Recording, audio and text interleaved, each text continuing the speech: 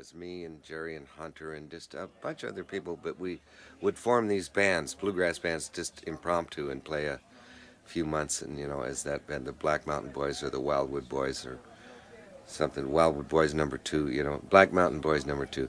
Anyway,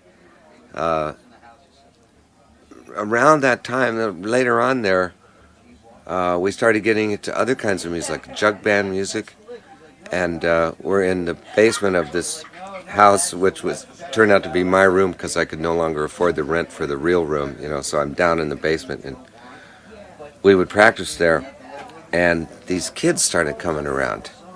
They were like, when you're 18 and 19 and 20, somebody who's 2 years younger than you is like kids, They're not the same age. Now, 2 years difference, I mean, what's the difference, But then, 2 years was a lot of difference. These kids were barely out of school. And one of them was John Dawson. Another one was Bob Weir. Another one was Bob Matthews.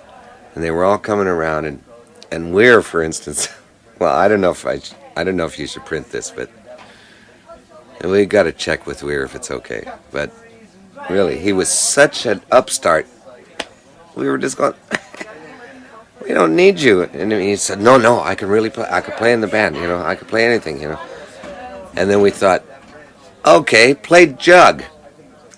And so he goes, okay. He goes and gets a bunch of jugs and comes and he's got this. What do you think of the sound of this one?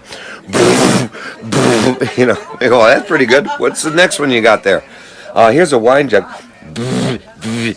No, the other one sounds better, And this kid is willing. We looked at each other and went, this kid is willing to do it.